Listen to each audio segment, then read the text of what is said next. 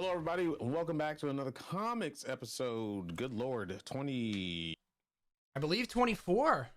Oh, okay. I thought we already had hit 25. No, it's 24. Sorry. This is great. I'm Technique, one of your hosts, and this is Nighthawk Plays, aka Matt. What's up, man? Good morning. Good morning. It's been Having kids is a deal. Yeah, it's definitely been a fun Saturday morning for sure. What time is with kids is a whole different conversation, but yeah, it's been a good week. It's been a good morning.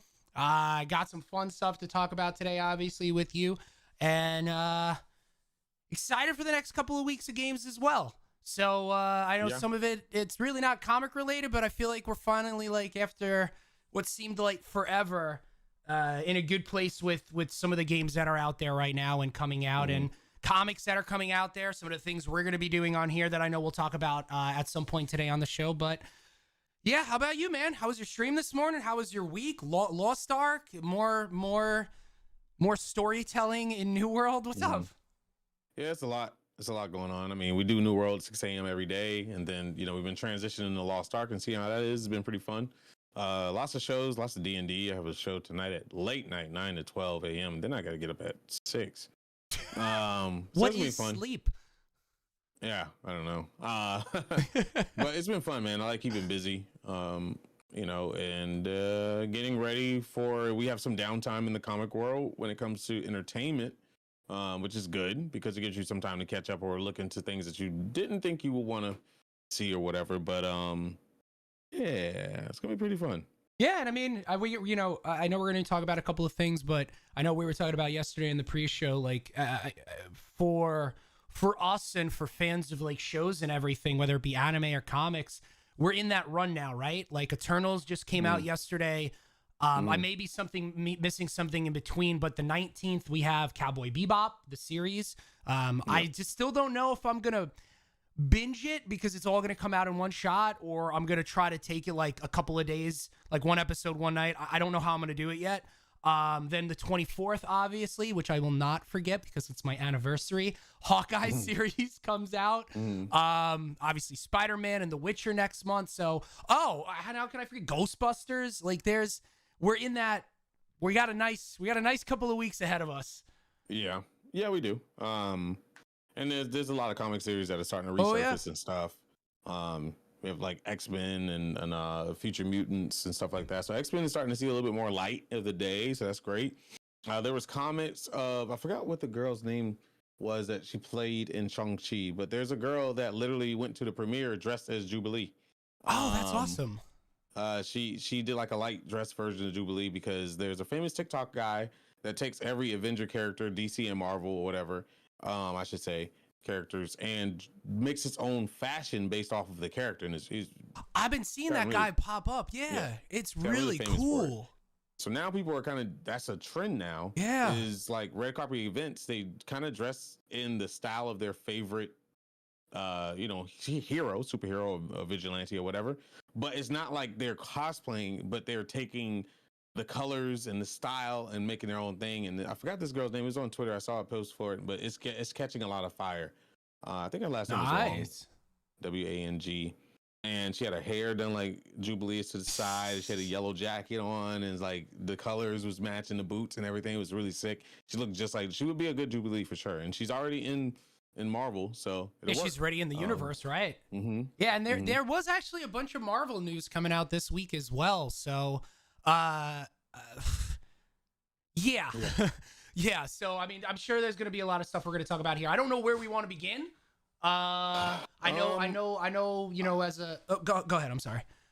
No, I was going to say, man, we could start with Eternals because we're not going to really go deep into the Eternals at all because I'm not looking at it in the theater. So you guys will probably have a head start on it than me. But I do know reviewers from like friends of mine that do get premieres and stuff like that. Eternals looks great. The reviews are pretty dang good. I mean, there's bad reviews, but those bad reviews are just a bunch of upset men. At the end of the day, because there is it's a lot of sexy time in this, and men can't handle that. They're still boys.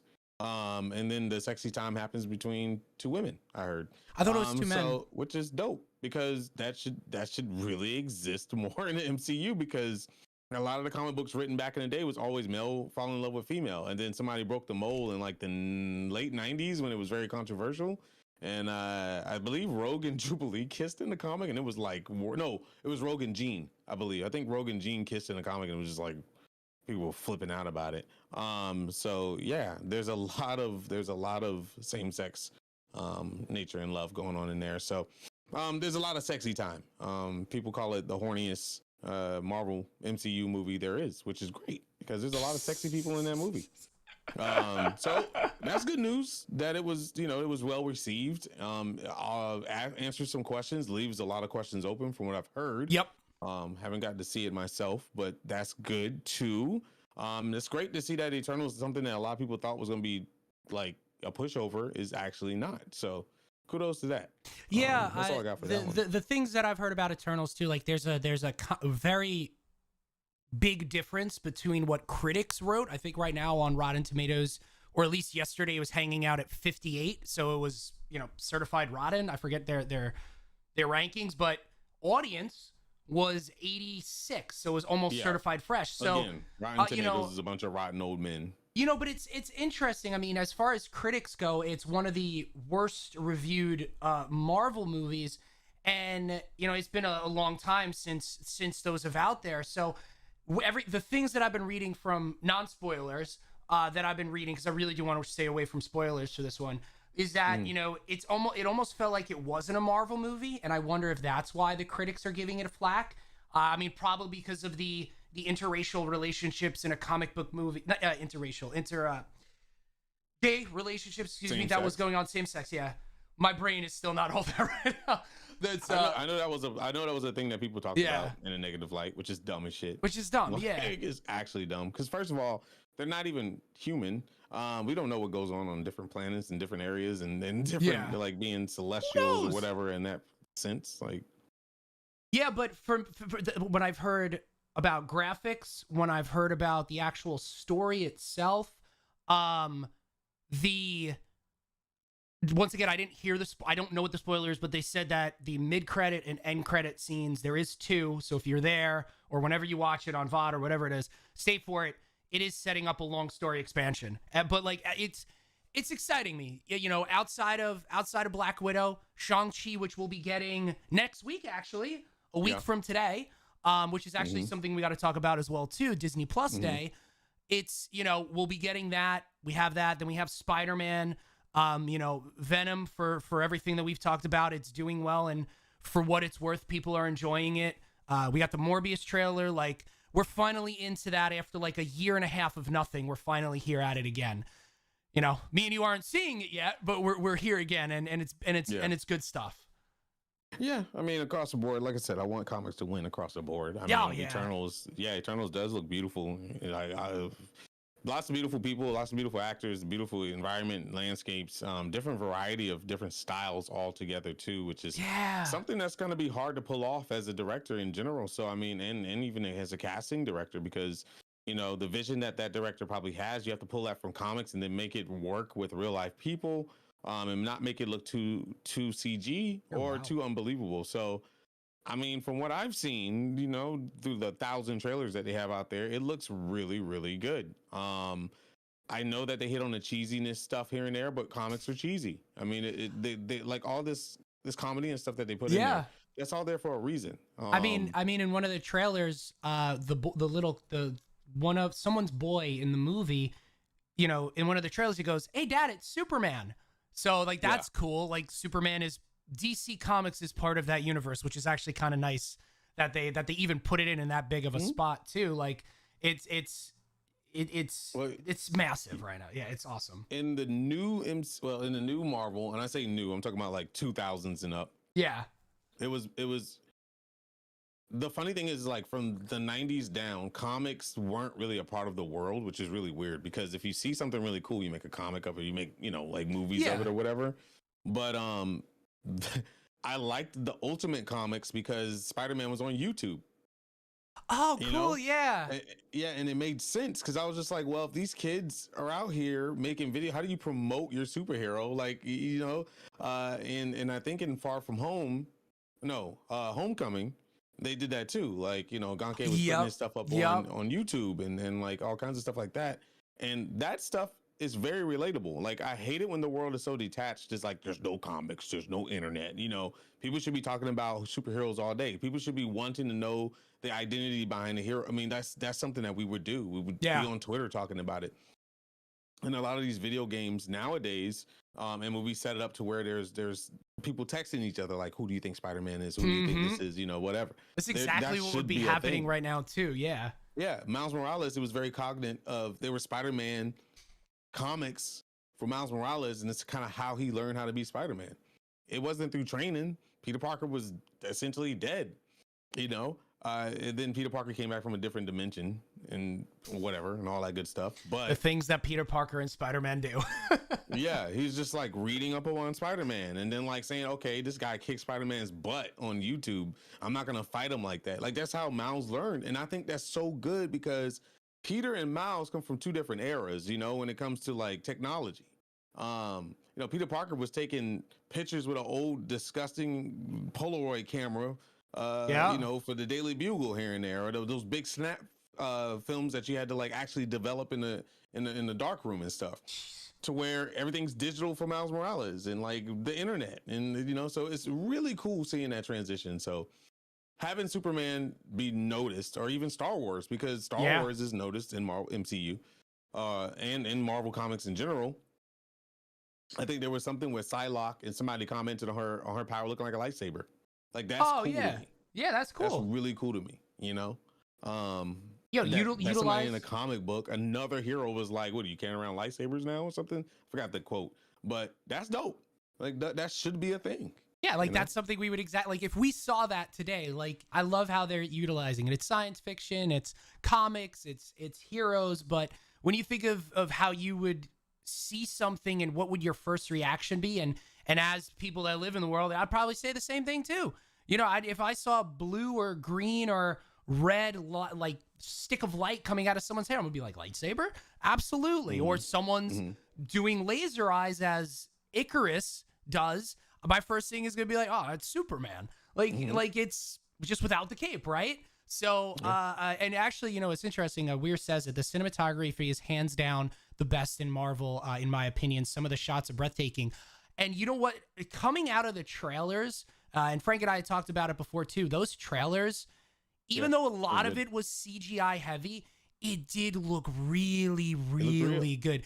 Outside of Infinity Wars and Endgame, which was very CGI, and obviously they dumped hundreds of millions of dollars into it, this looked on par, if not better than what we've seen, you know, out there, which is amazing. Even Black Panther, dude, 90% of that set was built. Yeah, it's wild to think about. Yeah, you know, built. I think Chadwick Boseman said he would like after sets, after shoots, he would walk through with Angela Bassett and some other actors and actresses and just marvel at the set. That's wild. Like, because that we're here. Look at this. Money to make, but like just seeing that we're still here, because what made Jurassic Park good was the animatronics. It wasn't the CG. Yeah. The animatronics were just so good, and we really don't get animatronics anymore because, you know, the level of CG is, the stuff that you can make in CG is just incredible. I mean, there's phone apps that can do what CGI was doing. I don't know, 6 years ago, 7 years ago. Yeah. So it's pretty interesting. Yeah, I speaking of Jurassic, I loved Jurassic Park, and I haven't since the first one. I haven't been able to watch them. It's because of the first one, and maybe going back to last week, the nostalgia thing with it, or whatever it is that we had a discussion about nostalgia. I get that huge uncanny valley. I know this is fake, but when I go back and watch the original, I know it's fake, but because it's animatronics, I guess it doesn't. I don't get that connection. It was so good. Yeah. There were some CG. Same thing with Ghostbusters too, actually. Same thing with Ghostbusters if you think of it. Ghostbusters aged really well. Back to the Future aged well. Yep.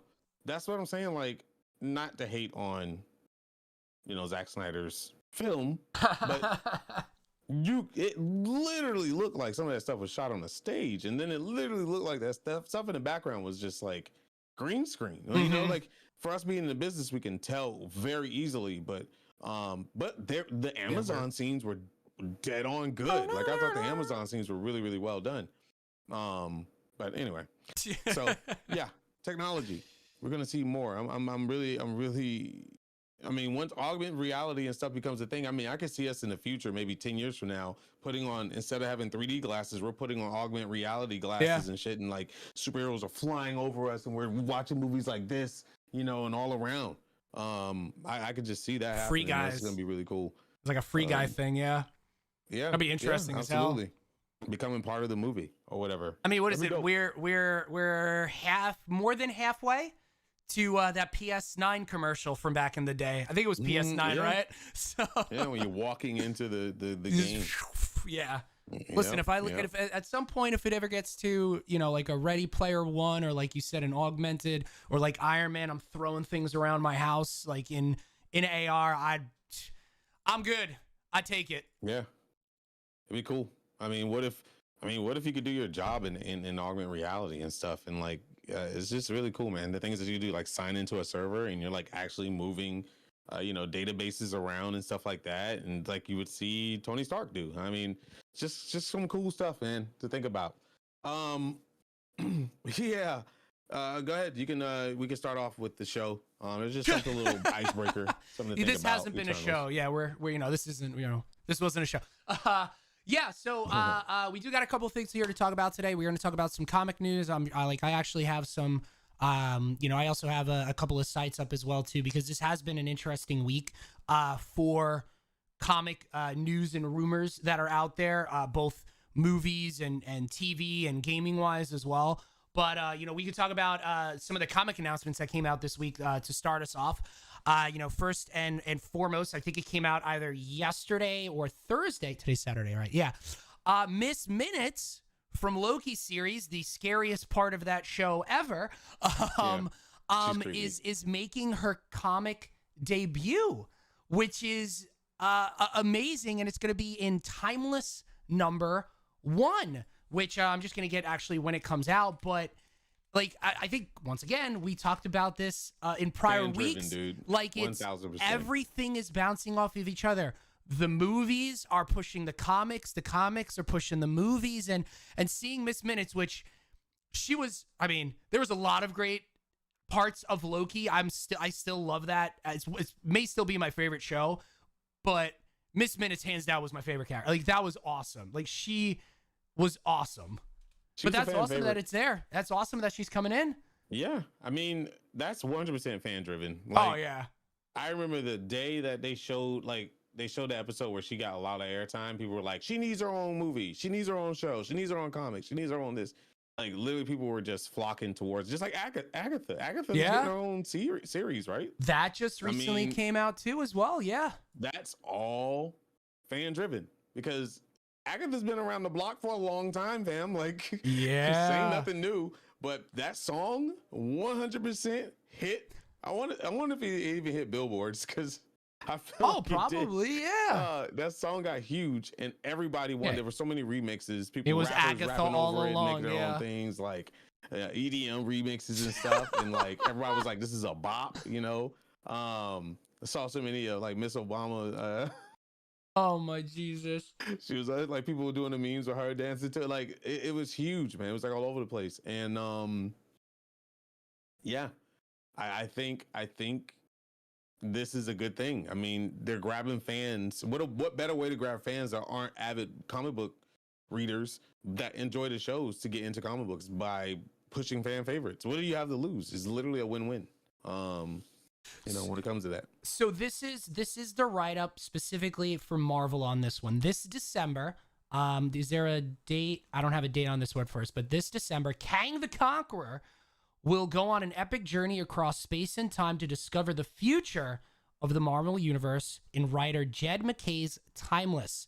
This special one-shot providing a first glimpse from Marvel's biggest 2022 stories will have a series of exciting variant covers, including one that will feature none other than Miss Minutes from the hit Disney Plus series Marvel Studios' Loki. There you go. So that's actually an interesting way to put it, and they're utilizing Kang too for this. I mean, obviously there's going to be a bunch of different covers, But art by Kev Walker, Greg Land, and Mark Bagley. Minutes variants by Humberto Ramos and Edgar Delgado. So that's actually pretty cool. And it hits stands December 29th. So you're literally ending the year with what is going to happen in 2022 for the Marvel, as I hit my microphone, Marvel universe in comics. That's cool. That is cool that they're using that big of a stage in the comic world for her. And I agree, I'm 100% going to hear Tara Strong's voice while reading that and her line specifically. Ooh. Let me see. And speaking of which, I mean, before we go any further, because we want to talk about Miss Minutes, for those of you who don't know, I mean, Frank's wearing the DC Fandom hoodie, but next Friday on the 12th, there is going to be the Marvel version of DC Fandom, but it's specifically going to be for Disney Plus. We don't have a time yet, I believe. We don't know if it's going to be allowed to be restreamed like Fandom, but regardless, at some point on the 12th, we're going to have a full-on Disney Plus showcase, which is going to provide future information for not only the Marvel universe in Disney Plus. There's going to be Star Wars information, so I'm sure Kevin and Timmy on Star Wars and Scotch will be hitting on that at some point next week or the following week. Everything Disney Plus is going to be on there. I'm sure there's other comic stuff that I can't think of right now that's on Disney Plus that'll be able to hit, but when specifically, is Boba Fett coming out? Boba Fett is December 29th. Okay. Yeah, December 29th. Yes. So, we'll definitely get some news on that. next week you're gonna get a lot of Marvel. A lot of Marvel Disney Plus information for shows, but you'll also probably get a lineup of when movies are gonna hit. So for you and I, talk about streaming services too, because that's important. So you and I specifically will be able to know. We'll be able to watch Shang-Chi on Friday because that's when it hits, and then I assume and I hope they'll announce when Eternals will hit and so on and so forth as well. So next week's gonna be fun for that at least too. So because it popped in my head, I wanted to make sure we brought that up. Disney Plus. Another thing in DC news before we get to the next subject is we were talking about same-sex, love, and that is okay because it's 2021. People need to accept shit.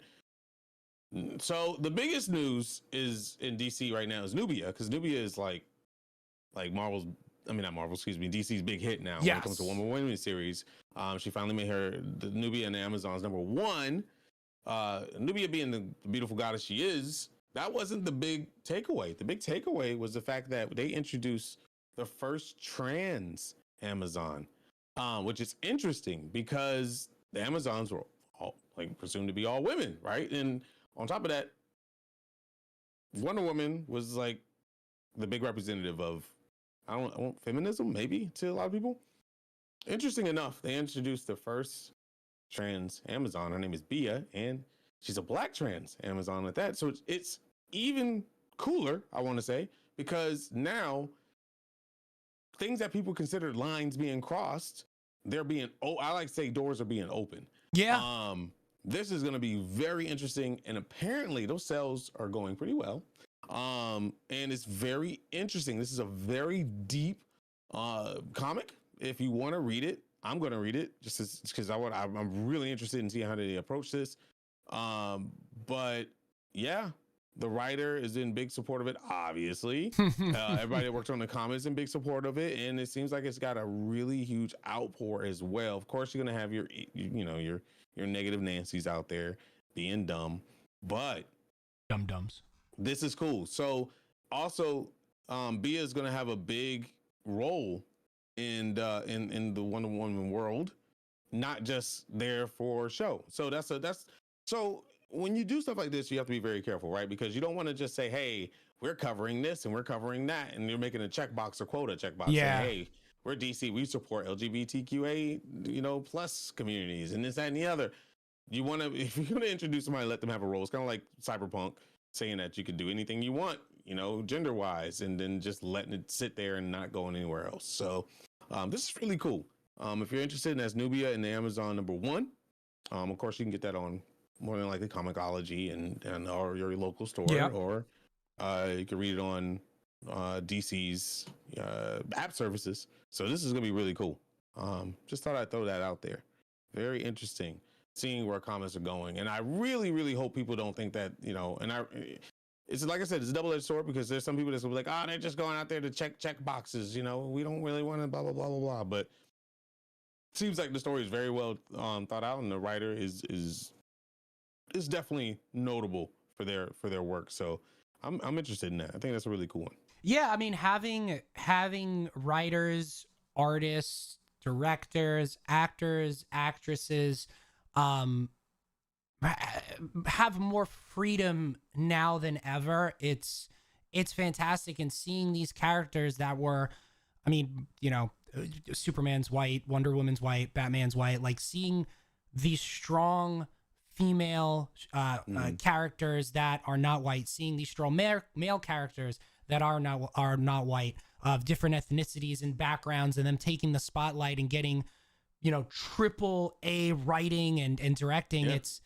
It's nice to see, because what it comes down to, even though it's entertainment and we love these things, it's art. It is art, and seeing different people's interpretations of these characters and their stories, and new characters coming to life, like you said. Bravo. We live in an amazing age right now, and it's awesome. I hope it pops in movies more too. Like I think the more it's in people's face, and you know, I think people are just too afraid to accept things that they don't understand.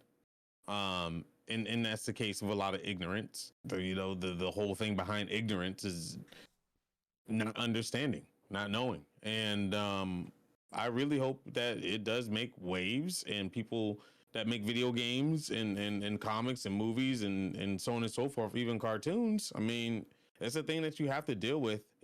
People try to hide behind this stuff, and thus made those that feel like they have to go with an identity that they feel right. They would have to hide behind that and have to have a coming out celebration or coming out day or something like that to feel, you know, welcome to the idea of saying how they feel with moral support from others. You should never have to feel that way. I feel like, you know, like you should never feel like it's okay to be Black on Black history, you know, or it's okay to be, you know, gay or anything on like Pride Month. You know, it's to me, it's like it should be okay across the board. Yeah. So it's really good that they're introducing it in the comics, something that, you know, has a very ignorant audience on, just being real, because everything was just like male and female, you know. Yeah. And for a while it was just male.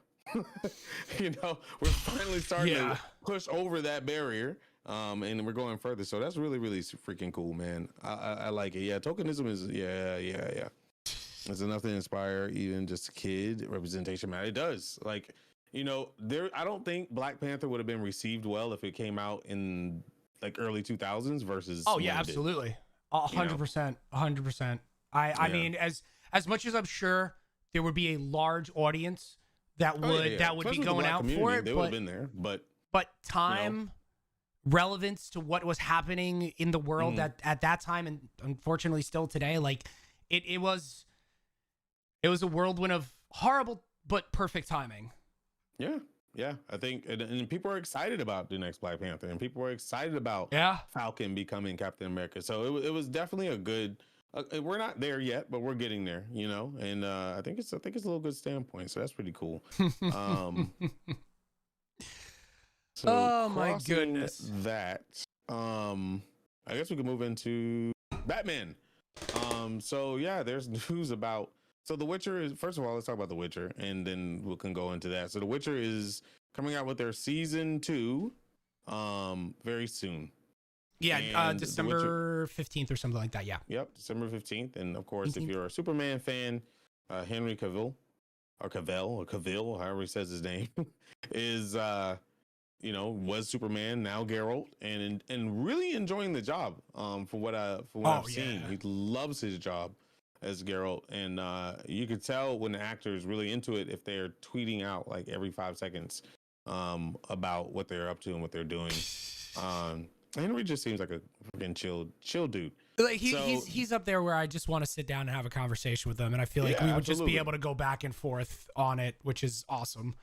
He's the type of dude that you don't get starstruck on, because he's like a bro, right? Yeah. It's like, dude, this is awesome being able to be here with you. But let's talk about video games. And I feel like I can sit there for an hour just talking about video games for him or whatever. So it's really dope to see him being very successful in our space. You know? So moving on to that. So that Witcher is very, very, very famous and getting a lot of eyes on it, especially because of the Netflix series The Witcher. I mean, they already had an audience with CD Projekt Red's Witcher game and books, which is the series is pretty much a retelling of the books, not so much a video game. Yeah. Batman is kind of getting Batman Medieval. It kind of reminds me of Image Comics Spawn, Medieval Spawn. But Batman becomes a Witcher in DC's medieval epic. So this is interesting. Dark Knights of Steel #1. Yeah, Dark Knights of Steel #1. It is available as of the other day. It's a very unique story, and if you look at the cover art that's out there, it's literally called Dark Knight of Steel. In a steel outfit. It's not your normal Bruce Wayne Batman story, clearly. But here's the synopsis that's out there. An entire medieval world will be forever changed when a spaceship crash lands from a doomed planet. Monarchs will die, kingdoms will rise, and what seemed the end of the world for many was only the beginning. An epic high fantasy story set in a DC universe where nothing is what it seems. From worldwide best-selling writer Tom Taylor, deceased Superman, Son of Kal. I read Superman, Son of Kal. That was actually a really good story. And Yasmin Putri is the artist. A generation of tale of good and evil within a brand new DCU. Excuse me. Yeah, this is not nowadays. This is back in the day, and it's really cool that. Is it back in the day, or is it just another universe? I don't know if it's another. I assume that it's another universe, but because it says medieval world. So actually, that's a great point. I don't know if it's set nowadays, but it's all medieval, or if it's like back in the day medieval. If that makes any sense. I can DC's Game of Thrones style universe. So, yeah, I'm guessing maybe it's like a different Earth or parallel universe or something of that nature where they have let's see. I mean, it looks really Dark cool. Knight still want to introduce Batman as a knight working for Superman's parents, Jor-El and Lara, who left Krypton together and founded a kingdom on medieval world in a unique twist on traditional Man of Steel mythology. Wow. There might be, these are light spoilers, so if you're planning on reading it, and close your ears. Joel and Lara become close friends with the Waynes on this world, and Bruce pledged himself to serve the El Court, similar to The Witcher's main protagonist, Geralt of Rivia. Batman spent most of issue 1 hunting something. I won't say what it is. Yeah. And that something is in reference to a character in the DC world. Won't say. So this is another universe, and it's a different. It's light at all. Thank you. Where are you reading this from? CBR. Oh, so yeah, okay, that's cool. I'm not saying what the character is, but that's really dope. So well, I know what my reading is tonight. The monsters that Batman's fight are like representations of superheroes and villains, or like vigilantes and villains in the DC universe. Freaking sweet. I'm writing that down. That sounds dope. I would can all the other stuff that DC's doing and work on this. Besides Black Adam, we want that. But dude, I mean, talk about different storytelling. I can see this as an anime. Yeah, webtoons. So Dark Knights of Steel #1, if you guys are interested, because that sounds rad. And it's already out now. It came out the other day. Unlimited Comixology, so I will be on that. Yeah, and actually, speaking of Comixology, Scott Snyder's #2s came out the other day. So if you picked up any of the books that we talked about that he signed exclusively with Comixology, they are available both digitally and print as well. So if you want to go pick them up, I forgot what the 3 are off the top of my head, but Because I have Amazon Prime, I did read all 3 of them, and I do really like all of them. So I didn't have a chance to pick them up yet, but I am going to be picking up not picking up. I'm going to read them digitally, and then I'm going to pick up the other ones. Yeah. Remember, if you have Prime, you get it for free. Yeah, which is dope. God, Amazon. Or you read them for free. Amazon rules the world. Them essentially. That's what you're doing. Amazon runs the world. Yay! That sounds dope. Okay, so Dark Knights of Steel #1, like it. What I just read, like it even more. So it's a Game of Thrones style universe with a little bit of Witcher influence. That is dope. I like that. It's all new storytelling. Like, how many times I forgot what it was I was watching or reading something. It's like, how many times you're gonna reboot Batman? With that being said, I'm excited for Robert Pattinson, right? Like, you can only do you can only do so much. Like, I like how they're doing the different storytelling with these characters in a completely different facet, different worlds, different time periods, how different people interact with one another. I like how they're doing something like this, and this sounds very, very intriguing. Wow, dude, this is sick. So there is an actual Dark Knights of Steel medieval bat family, and they all have like this armor that's a representation of who they are. That's fire. Sick. That's fire. That's sick. And apparently somebody's in this book might be the contesting royal family. Thou shalt not now say names of who, but all you have to think, if you want a hint, who is an exact replica of Bruce Wayne, but in a different way. Just think about, I said Bruce Wayne, not Batman. Okay. Yeah. Yeah. It just happens to be his last name is also proper for that world too, right? Mm-hmm. Yeah. Mm-hmm. Oh, that's actually really cool. Yeah, that's really the contesting royal family. It makes so much sense because in the DC universe, he's rich. He's a rich little, who, just like Bruce Wayne. So this is really, really cool. Damn, I'm really interested in this. This is really good. Because then you think about how would a person like Barry Allen be in there, because he comes from Star City that is all tech.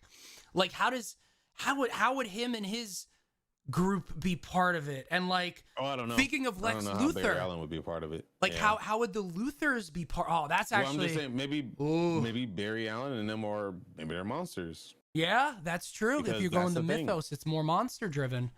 Yep. And that's what they're doing. So they're taking like heroes and stuff and having monster versions of them thrown into the book. That's really cool.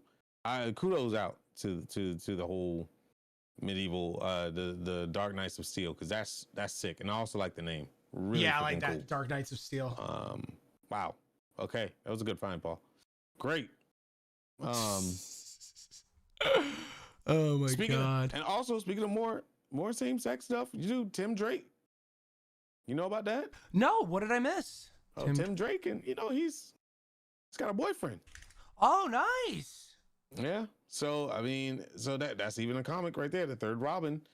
So Tim Drake, he's Batman preview sees DC's bisexual Robin checking in with his new boyfriend. Okay. Hey. Yeah.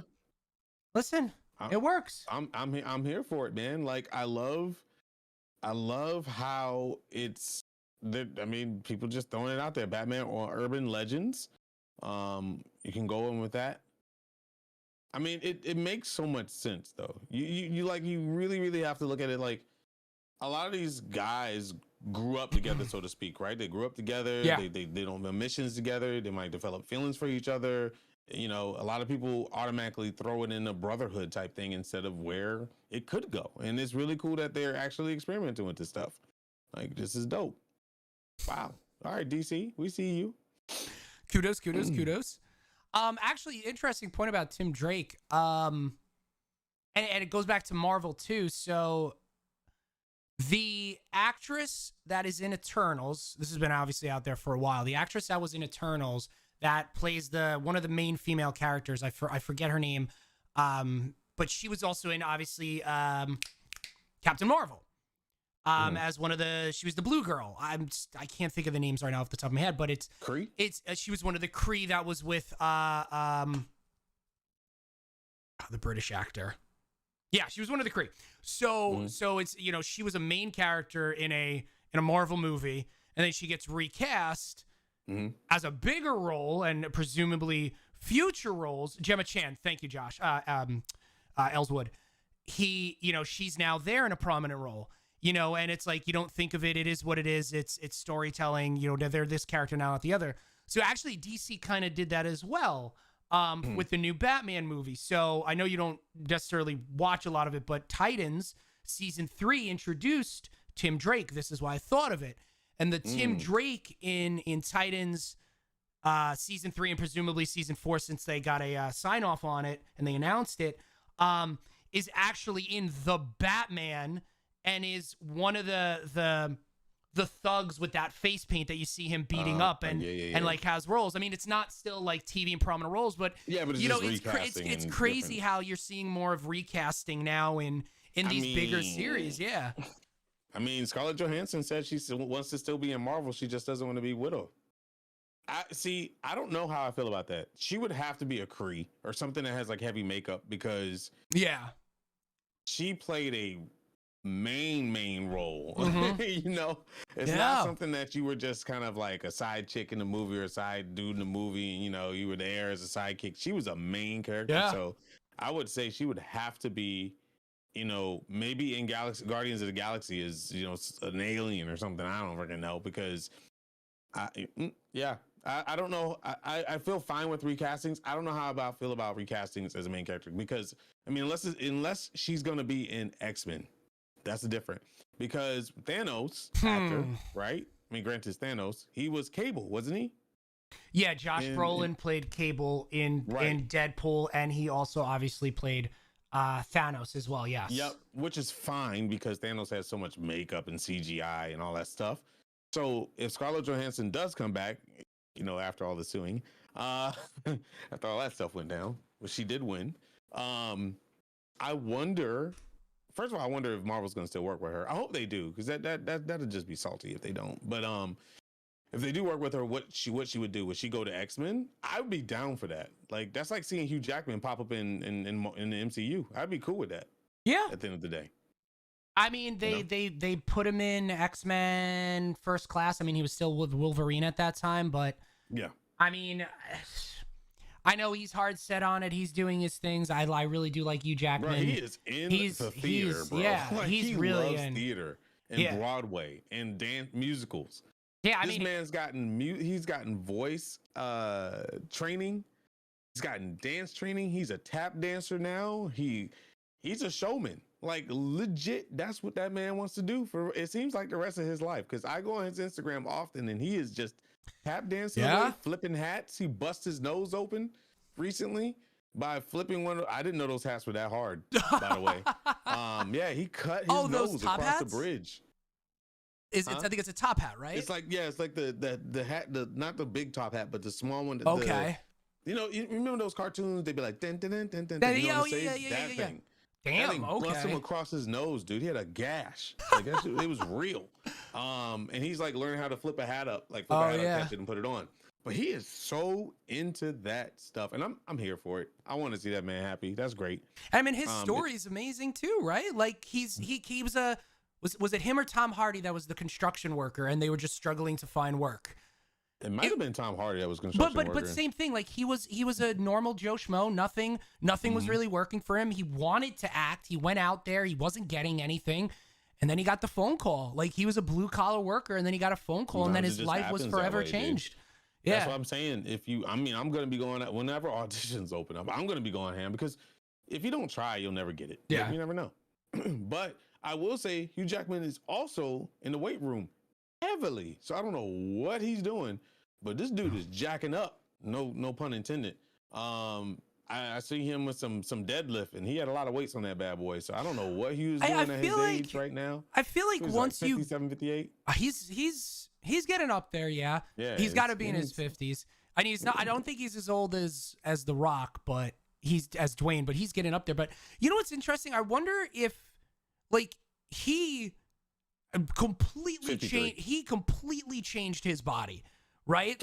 Like even Henry Cavill to some extent with Man of Steel, Superman, and He's The always Witcher. kind of ripped. Hugh Jackman, on the other hand, He was a skinny nothing, right? Well, not Yeah. skinny nothing, but he didn't really have a lot. If you look at him in that dude. the first X-Men compared to the Wolverine movies, like I wonder if you ever got a role, or even if I ever, like if anybody ever got a role, and you never really did working out, or you were light into it and you completely transformed your body Michael to B. like Jordan was one of the biggest transformations ever because he was I remember brolic, him dude. back Oh in my god. what was his big hit movie for him? Chronicle? The other superhero Chronicle. movie? Yeah. Yeah, That was a he good wasn't.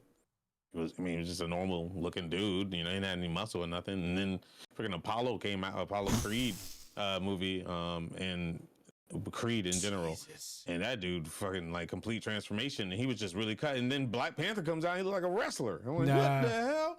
I want to be on that diet. I wonder So- like how much like I probably wouldn't be working out like 6 hours a day like The Rock, but I wonder like how much you would still go in and do those type of workouts. Like Even it's after the like I movie? work like after the movie like or He you still like keeps I wonder it up. You can like tell. the mentality of it, like how you would do it. Yeah. He doesn't go as hard as Yeah. he did. Is that one trainer that trains everybody to be monsters? I forgot his name. Cedric, I think his name is, or something like that. But anyway, you could tell his down periods because it's something about the water drain in the body with veins and stuff like that. You get like Hugh Jackman, like would before shooting certain shots, they would completely like I say drain his body of fluids of water, but I mean it sounds worse than what it really is. But anyway, that's what like almost like a dehydration period where your veins are just all I've over the place. I've looked into this so much. You look like a monster. Yeah. Yeah, that's what all like the Miss the Miss Universes, Mr. Universes do, and Henry Cavill talked about it when shooting Superman, like the one scene when he had his shirt off coming out of the water of Man of Steel, and this is what a lot of people do when they want to do their photo shoots or they have a big show. It's like you deplete your water daily to the point of the day of shooting. You're on what is essentially not even that much of water that you just drank. Yeah, not like healthy, you go by the from way. you're going from like a gallon of water or more a day. Like you see these people working out coming out of the gyms with gallons of water, right? You go from that to the day of the shoot to nothing, because what happens is you're dehydrating your skin and it's compressing in more to show your abs, to show veins, to show all the muscular and striations. And I can't even imagine when you're like about to do a shoot and you're still like doing sit-ups and push-ups because you need to accentuate everything. Like that's insane, man. That's Also, insane. they do a lot of underlighting. So I mean, lighting has a lot to do with muscles. So you think somebody looking extreme, like, oh my God, it's a Greek statue. It's lighting. And makeup. Sometimes they put makeup to accentuate certain areas, like they highlight shadow certain areas. makeuping too. Yeah, you've seen that before. Like The Rock. What movie was? 300. 300 was a lot of what people joke was like a lot of spray on abs, but they didn't literally spray on. These guys were ripped. It was just like they put makeup to accentuate each cut. You know, they highlighted it, they contour lined it. But yeah, it's a very interesting, process to see somebody go from one way to another. And I mean, Matthew McConaughey being one of the most known for transformations, going from like literally look like he a wind can blow him over. Christian Bale he too. did that one movie, dude, freak. Wait, are you talking about Christian? Are you talking about Christian Bale in The Mechanic, where he was like he was a stick figure in The Mechanic? No, I want to say it was. Matthew McConaughey was I mean, if you think of like the 90s and the 2000s, he was always the shirt off kind of ripped California dude, right? But I think you're right. He was another one at one point did a transformation for movies sometime in the 2000s, right? It was the Dallas Buyers Club. Yes. Oh, and he also changed a lot for what was that show on HBO that he was critically acclaimed for too? True. It was like the cop drama. They did a couple of seasons, but the first season was the best. True Detective. Yeah. Rue Detective. Sounds like an anime. Yeah, he was another one that did it. Yeah. There's Christian Bale did it too. Yeah. Dude, there's no way in the world I would take a role like that. I'm sorry. I don't give a crap how much say. You eat a chip and your stomach gets big. But yeah, those are wild stuff. But anyway, Where we at? Star Wars. Let's talk some Star Wars. Star Wars is about to explode because we have Boba Fett. We have Knights of the Republic coming to the Switch. We have a Knights of the Republic remake coming. People are starting to go back to the MMO, and of course, Fortnite. Fortnite brings a lot of the skin to the yard. They just did a major thing with League of Legends, which is going to be huge. Yeah.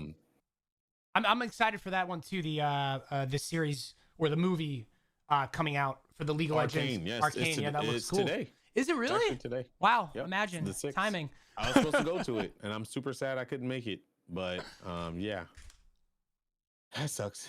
It was a red carpet event on Riot headquarters, at Riot Studios. You had to have an invite and all that stuff, cord, blah blah blah. But they will be doing Arcane world premiere. And Twitch is actually doing some stuff with it where streamers will be in robots driving around, bumping into each other and doing interviews with people and stuff like that. I wish I could do it. Sorry, guys, but thanks for the opportunity. But it's gonna be interesting. Arcane. Yep. Oh yeah, it comes out tonight at 7 p.m. Pacific. So I guess it's gonna be. It comes out today for special pre-shows. They're doing a whole thing on Twitch, which is awesome. Yep.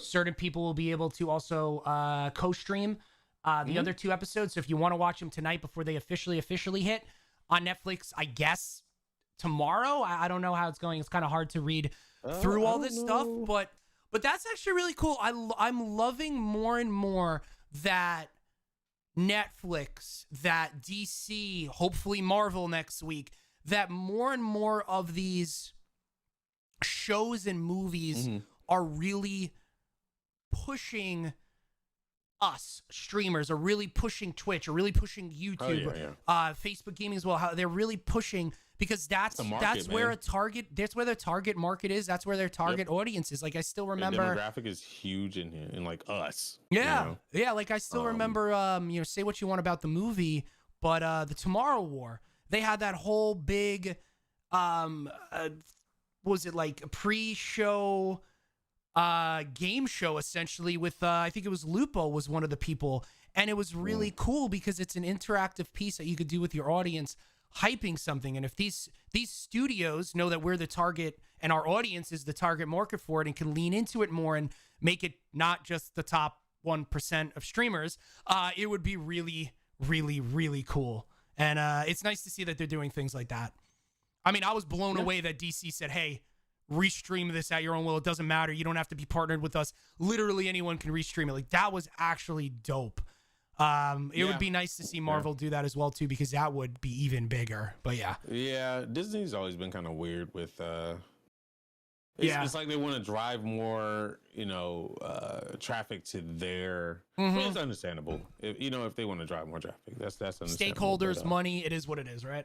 Yeah, I mean, I think also there's a lot of people at Disney, I feel, and maybe even like the top end of Marvel that don't understand streaming still, or understand the value behind it, because I mean it's Disney, they are there to make money. Yeah. So it is what it is, but that's pretty cool, man. Arcane today, but anyway, like I was saying, Batman. What is it? The one, He Who Laughs, or what is it called? Oh, the Batman, Batman Who Laughs, the Dark Metal Creepy series shit, as well. dude. Yeah, it's wild. It's wild. Creepy stuff. That's gonna be in Fortnite. So use creator code. I saw the skin. It's really creepy. It's like the Joker with it's like a cross between the Joker and Hellraiser almost. Yeah. Yeah. So go check that out if you want. And also I think that goes back to. I think that goes back to Scott Snyder as well too. Yeah. Yeah, him and Greg. Him and Greg. That's cool that that was what they were talking about going further with it. Yeah. Yeah. It's gonna look. It's freaky. I mean, Fortnite still being one of those games that will never. That's just not seeing anything but the sun of day, because I mean it may not be as. I don't think Fortnite is as big as it used to be. But it's still there, man. It's still there. Still a fan favorite for a lot. It's still massive. It's still big. You literally could be, 5 years old, pop on and play it. You got the creative, like it has everything. It's definitely not as big as what it was when, Ninja, Drake, and everyone like that. The 2000 and I think it's late on League 2018. It's like there and people play it. Yeah, there's no tournaments, but people play it. I mean, there's like, there's homebrew tournaments and stuff like that, but Yeah, not online, no gigantic, LCS type thing. But that's cool. That's cool. You can also get Jinx from League of Legends / Arcane. Her skin is in the game as well, which is cool. Yeah. So we were talking about Star Wars. Speaking of Star Wars, I took a chance and bought a lightsaber. I forgot the name of the company, but I compared Vader. I forgot the name of them, but their lightsabers start out like $600. Oh damn! I didn't buy that one. And compared it with another company that does dueling lightsabers, which means you can slap these things together and they can take a beating. And I forgot the company name, but I spent like $160 for this lightsaber, and it's just as good as those $600 lightsabers. Wow. Okay. They're built almost just the same. The only difference between the two is that the lighting. Actually, yeah, the lighting comes from the actual saber. It's the hilt, the what hilt, you hold. Well, no, the hilt is heavy. on top. Yeah, it feels like it would be if it was an actual. What is it made out of? Is it plastic? Is it metal? It's metal. Can you show it or no? Yeah, I was about to say, can you show it? That's cool. I kind of feel like I've seen. I mean, you scroll through TikTok enough, you scroll through Facebook enough, you get advertisements, right? I feel like I know exactly which one he's talking about. I just can't think of the name because I remember the advertisement of people literally dueling back and forth, like with the lightsabers they themselves. Had a buy one get one free.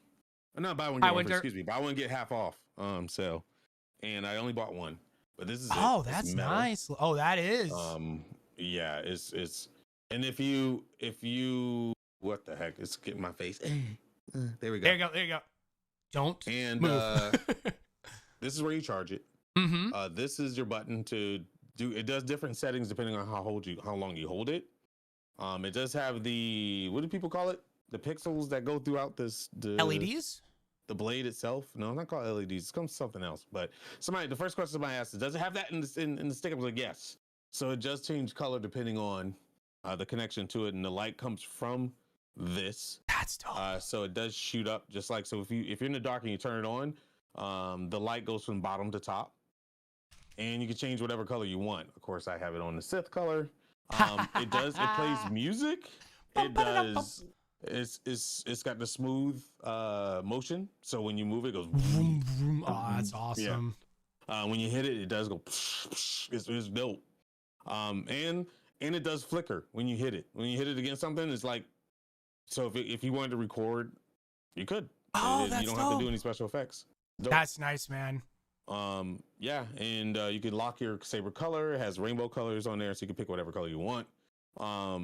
It also has different modes, so different lightsabers sound different. Like Luke Skywalker lightsaber sounds different than Darth Vader's, and you have different settings for each saber. Yeah, it's pretty sick, man.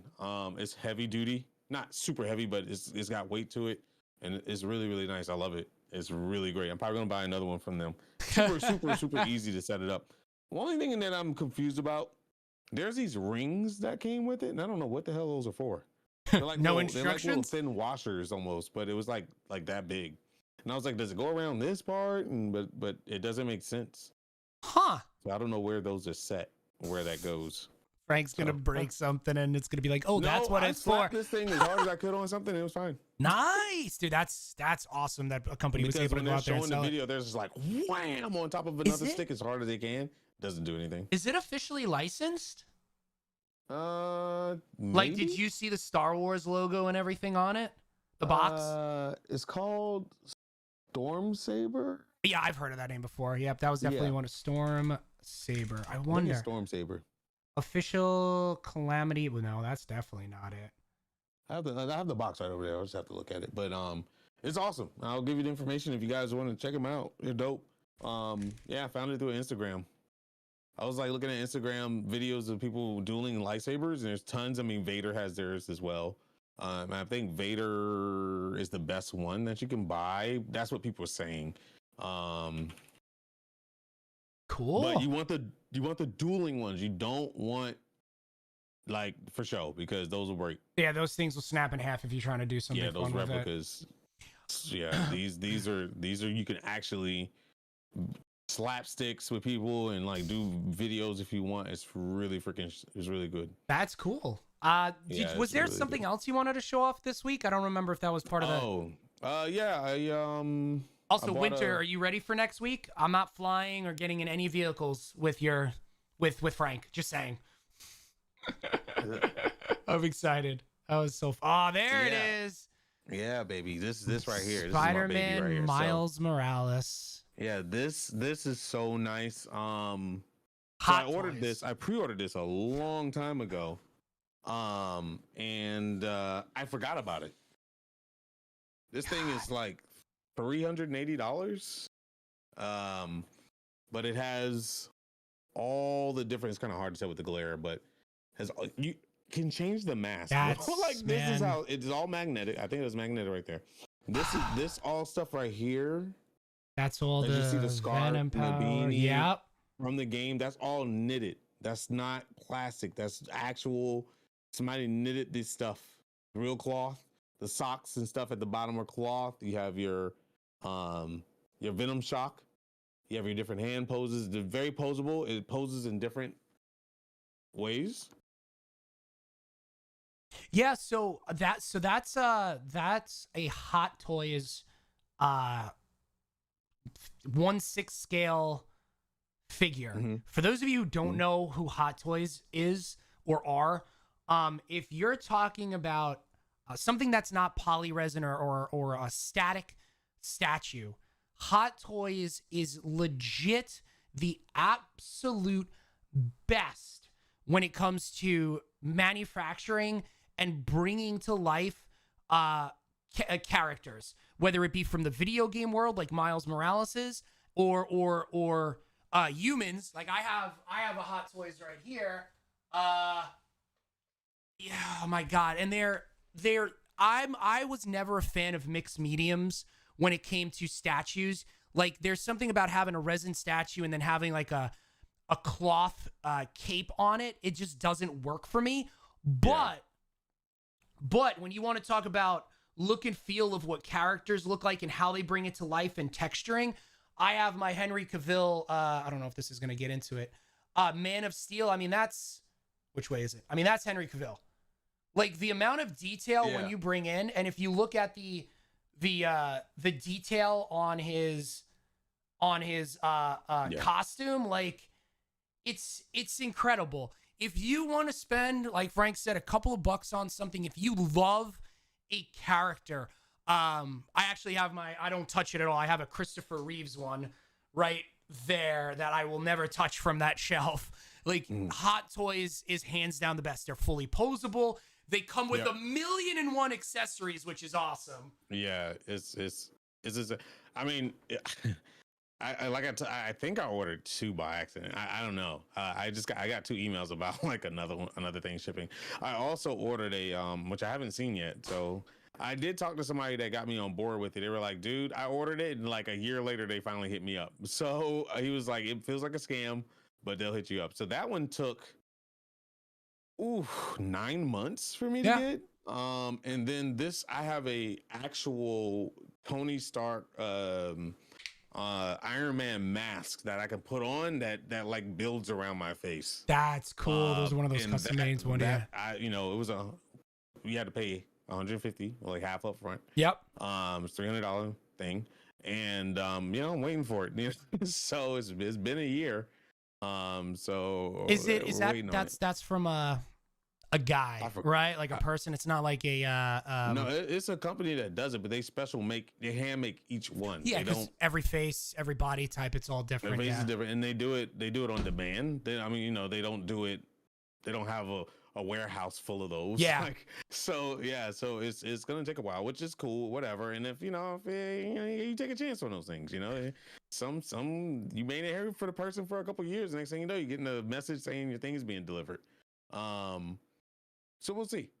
It's the collectible world is very interesting, right? Like, you either have companies that they do it one of two different ways, right? It's kind of like collector's editions as well. Like, Elden Ring just announced their collector's edition the other day, right? Bro, so you're pre-order, immediately. I was like, I need the biggest sword edition you got. Like, who do I have to kiss feet on to get this?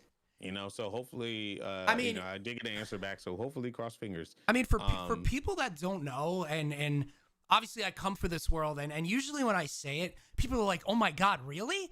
From start to finish, and if you don't know what this is, from start to finish, whether it's Hot Toys over there, whether it's a Sideshow Collectibles or a PCM piece, or even like an action figure that you find at Target or Walmart, the $25-$30 like Marvel Legends lines or something like that. Mm-hmm. From concepting to 3D models to prototyping to paint mastering to production, that overall, if it goes smoothly, you're talking about a 9 to 10 month span. And that doesn't even include shipping, then warehousing it, and then getting it out. So when you start these things, you're essentially almost a full year of development. And since majority of these things are created in China, you have to worry about when you're producing these things or when you're starting, because China, for those of you who don't know, China shuts down for Chinese New Year for anywhere between 3 weeks to 5 weeks at the end of January or sometime in February to the beginning of March. Because these guys, these workers work almost all year round, 7 days a week. So like, if I've had plenty of times where in like summertime, prominent video games that we have played before, and that are superhero related, come out to us saying, "Hey, yo, Matt, we want to do this dope collector's editions with you.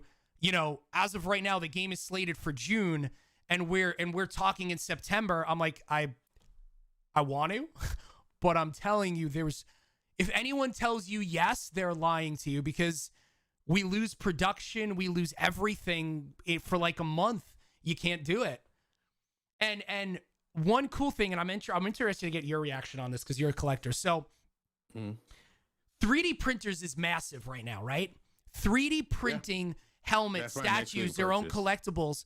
I think one of the most expensive ones that I have seen personally for market is like $1,000, $2,000 or something like that, even $3,000. Dude, expensive? F that. I remember when 3D printers were up at the 25,000 mark. So, like the big ones. So, where is it? So to get the level of detail and more that you see out of collector's editions, out of $300, $400 statues, right? Like something like this right here from DC, right? First of all, when you start prototyping this, something like this isn't going to be done in a day or a week. Something like this is going to take a minimum of 30 days to 45 days. You're on a printer, a 3D printer that can print down to 1 micron. And that printer, no joke, is about $7 to $8 million. That's how you get the level of detail. So I love people. I myself want to go out and get a 3D printer and print things. But if you want to reproduce something like that, it's damn near impossible with what's out on the market. Yeah, I mean, I think the domestic one that you could buy, because there's some that you can't get because you need to have like the amount of waste that is expelled from these things. You can't. $7,000 is not the highest you can go with domestic. Maybe even 10,000 for industrial. Yeah, I thought about it. I mean, to me, it's a return on investment. Like if I spent money on it, I would start out with like a couple $100 one just to learn the basis of it and then upgrade. Because a lot of people just jump to the I'm just gonna spend the $5,000, man, and then realize that the printer itself ain't the problem. It's the ink, it's the print solution, it's all the other stuff that you need to go along with it. The maintenance, that you're gonna, it's gonna be fun. It's like a regular printer. The printer cost is the easy part. It's the ink that's gonna get you in the end. So that's some good things to look into. But I being a collector, I never thought I'd be into collecting figures. I mean, I liked toys growing up. But I love them and they just sit on the shelf. I love looking at them. I went out and bought an expensive damn industrial wall shelf that I had to actually buy planks for because I thought it came with the planks. Because they advertised it that way. And I'm gonna put those planks up, and those planks are like 10 inches wide. I don't know what I'm gonna do with that. It's gonna stick far out from the wall. But I'm gonna put all my big statues up there because it's gonna be great, man. Like all my good figures, Spider-Man or whatever, and I'll have my sectionals. I love it. I love being able to look around. I have a Spider-Man, I have a Marvel reading corner in my room. That's cool. You know, and I bought a chair for it that I have to put up, get my cat tree out of here because that cat. But other than that, it's, you know, when I get a new house, I'm gonna make sure I have like a man cave somewhere. It's either gonna be a basement or over the garage. That's awesome. Type thing, because I love having my own space to like computer over here, and I just want to look around my room and see nothing but nerddom.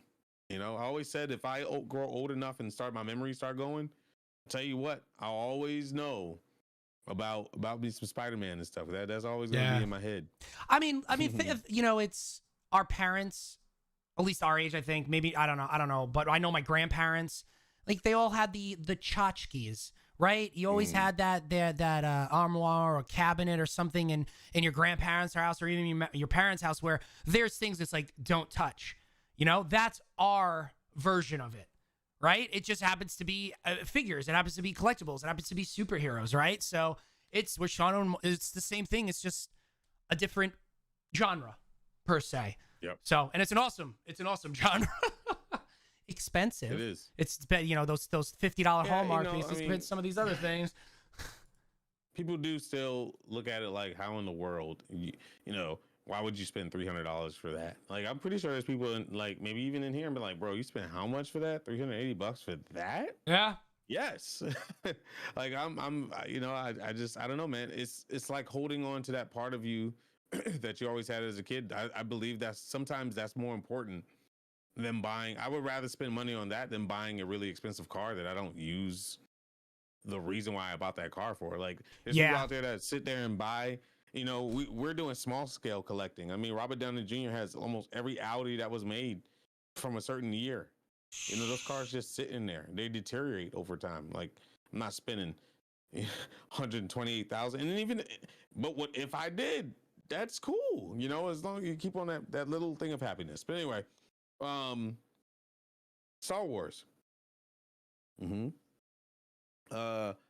Life Day with Star Wars. So this is something that Marvel's going back to Star Wars with, and I want to say Star Wars is making preview, like it's premiering everything, like a lot of Marvel stuff. I mean, the Guardians of the Galaxy has an Easter egg with Star Wars Chewbacca in it, and there's Star Wars references in What If, and there's Star Wars references in MCU, and I believe in Iron Man 3 when he would go visit that kid.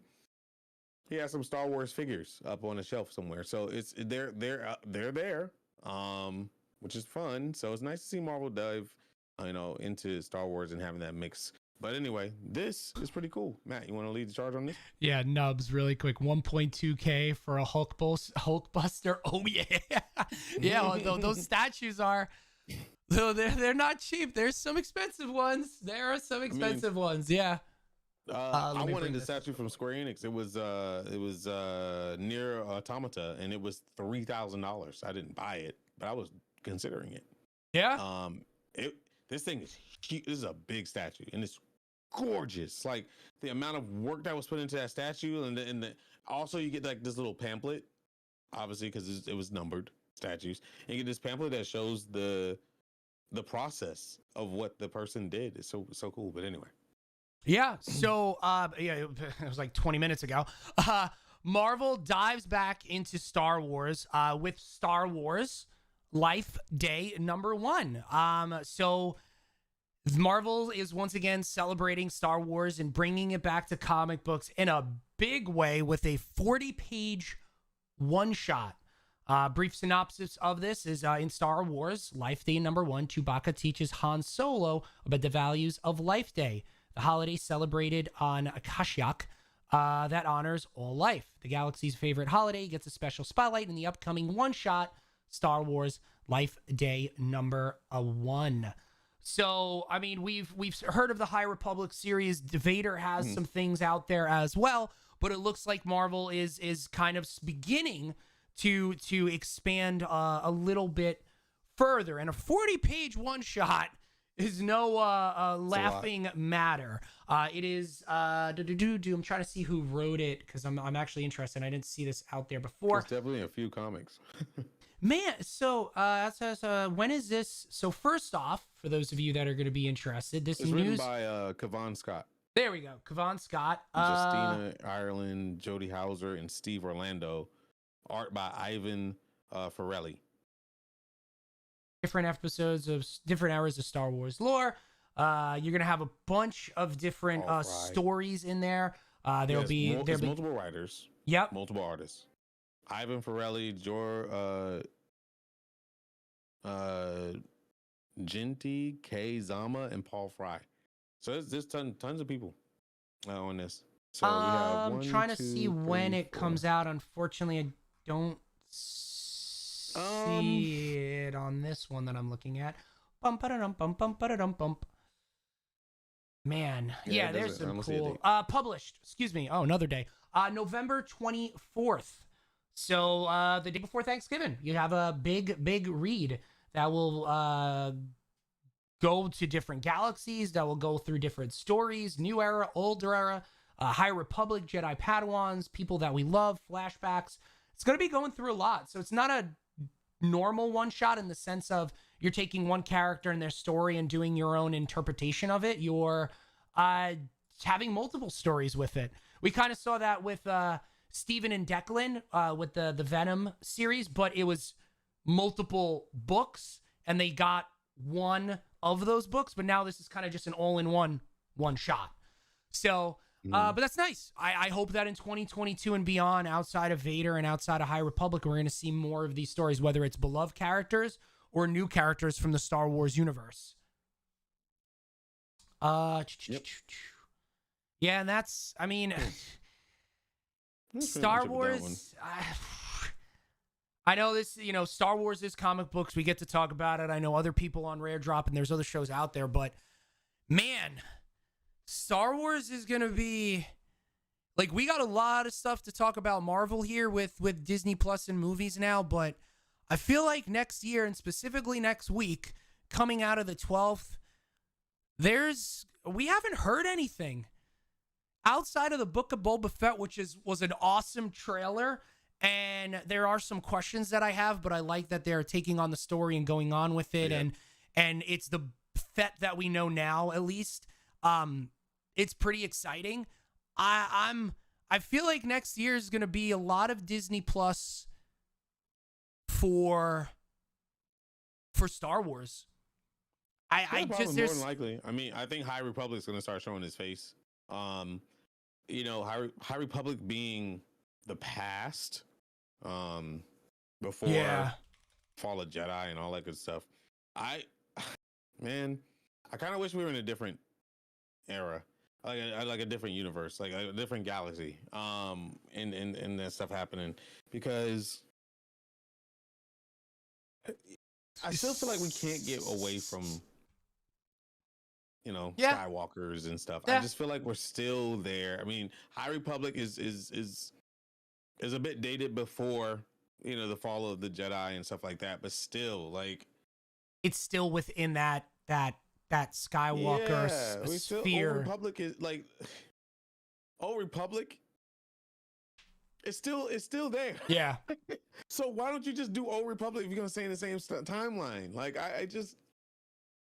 it burns me up, man. Like, I want to know all. I want all the Sith origin stories. Like, I just think they need to concentrate on, like, I'm tired of this Jedi stuff constantly, man. Like, I hate how they just keep painting Jedi out to be the best good guys in the world, and then Sith being the bad people. Like, I wish they would just go back further at this point. Man. No, not even go further. Like, if it's in this, go to a different universe. Yeah, go to a different galaxy. A story from a galaxy far, far away. Well, what about a galaxy not so far, far away, or even farther away? Right? Yeah, that's why I love Vision. Yeah, a Ronin Star Wars run, like complete movie, comic books, you name it. Like, that interests me. How would Star Wars be on a different planet if it was more Ronin stylized, or so on and so forth? I don't know. Well, I mean, the one good, outside of Rian Johnson, so outside of what we're seeing on Disney Plus, which is still within that universe instill the Skywalker saga, right? Like we still have Mando, that's part of it, obviously. Ahsoka is gonna be part of it. What are some of the other series? Obviously, Boba Fett is. They talked about the Acolytes, which will obviously be part of it. There's a couple of other series, I think 2 more that I just can't think of off the top of my head, but it's still within that universe. There is, obviously the Obi-Wan, I guess we're going to get some information on next week as well, because I think they finished streaming. Oh, yeah. It's just Andor is part of it still. Rogue Squadron is part of it. Rangers of the New Republic, I think, is canceled, though. Obviously, the Lando series is a part of it. I don't know about Droid Stories, but where is it? Okay. As far as right now, the only thing that we know that may take outside of the Skywalker universe is Rian Johnson's reported trilogy. Back in 2007, EW reported that Rian Johnson will be tapped to create an entirely new Star Wars trilogy that Lucasfilms says will be separate from the episodic Skywalker saga. That's the only thing we have. That wasn't that news like before High Republic came out? That's been around for a while. That's like I had to go back and try to remember it. Did they can that and then they just came out with the High Republic since it's Uncharted? So High Republic as of right now is just comics. They scheduled that thing for big screen films, video games, comics, and novels. High Republic. Yeah, like the video game that we got coming out by Massive is more than likely. I'm okay with that. I'm okay with that. Like if that's the case, I'm okay with that. There is an Untitled J.D. Dillard project. Slate filmmaker J.D. Dillard is working on a new Star Wars feature with Luke Cage and Agents of S.H.I.E.L.D. writer Matt Owens. It's rumored that the film will take place on Exegol, the hidden Sith planet last seen in Rise. So once again, Skywalker. Untitled Kevin Feige film. Marvel's head honcho is taking on a new challenge in developing a film that will be produced by Lucasfilms and Disney. Little is known about what Feige is planning, but he tells EW that he's concentrating on just Star Wars movie, not a series. So that one we don't know. Takai Waititi will helm a story of his own. Will direct and co-write a brand new film in the Star Wars, but I think that may have gotten canned. I don't remember.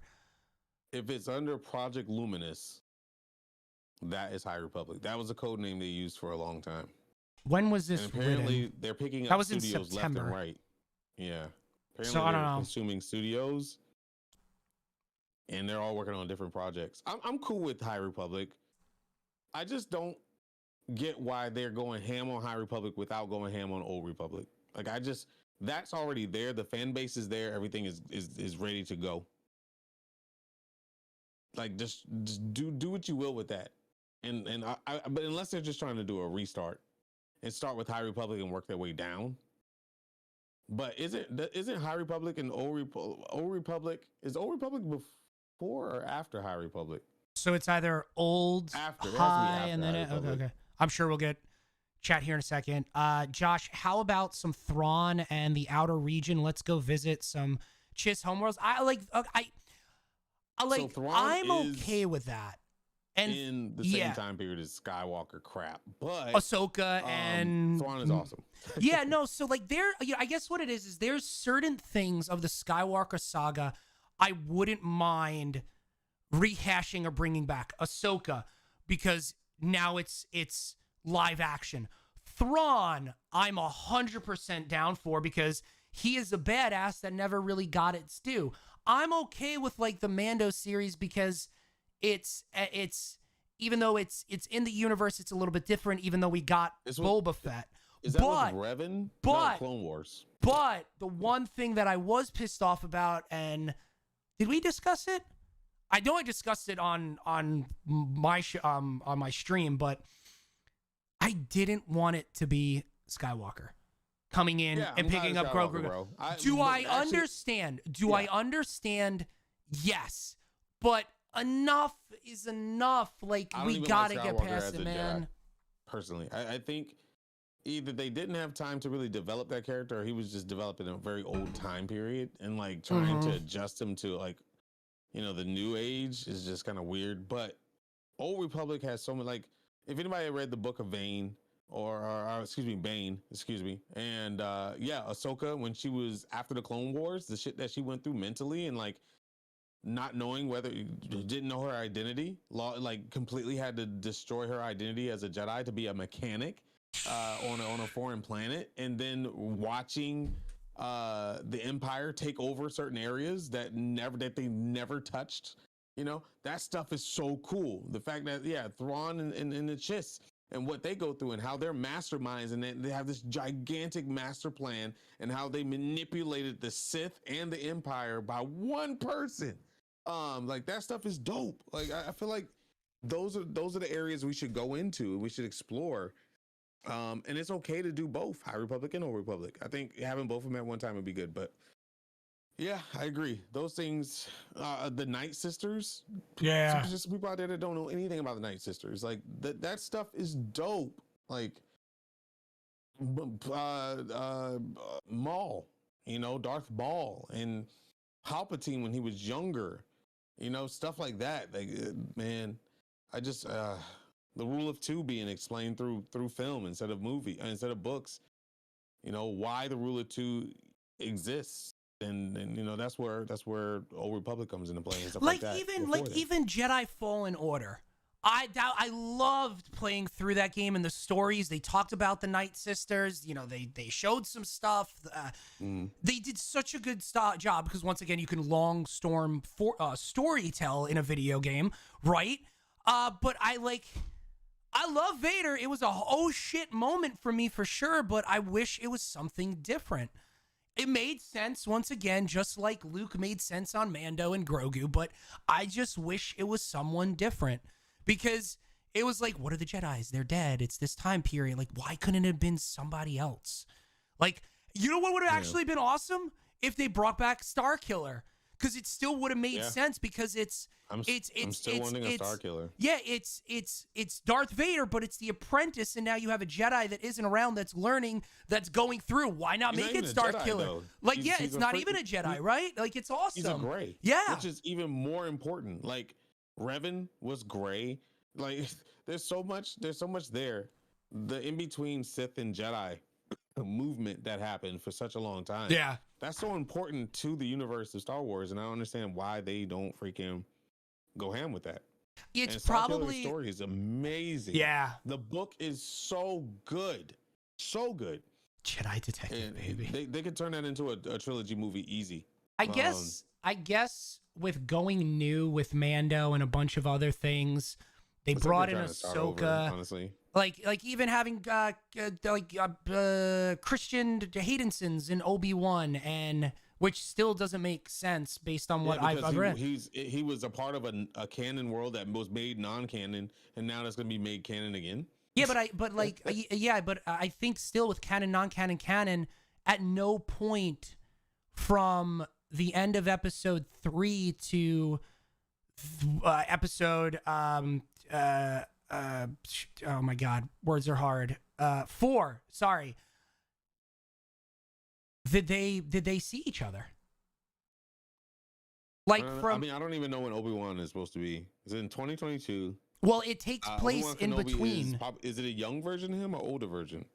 It's after 3 but before 4. Because there's a big gap. A decade after the trilogy.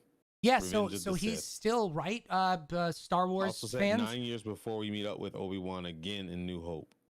There you go. So apparently during that whole time period, he never once interacted with Anakin / Darth Vader. Now they could say physically, and they do the whole, no shirt Kylo Ren thing where Jedi vision and everything like that. 100% a pure Jedi either. I mean, they brought it up many times in the novel how Obi-Wan was a big hypocrite.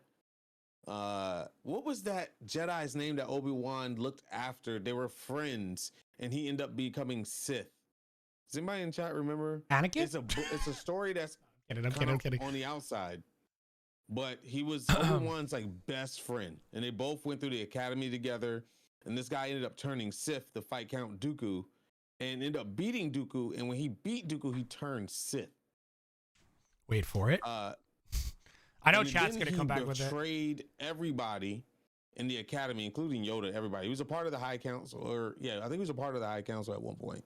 It's right when Count Dooku manipulated him and made him turn to the dark side. Got his name. But he was a certain race that had premonitions. Friend that took on Count Dooku. Yeah, he had premonitions. Qui-Gon, it was that race that can see the future, glimpses of it. I forgot, he was like a prophet or something.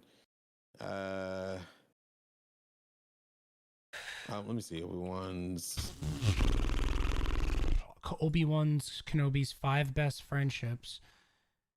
Rivalry, friendship, Luke, General Grievous, Commander Cody. It was a name. Cade Bane, no. No.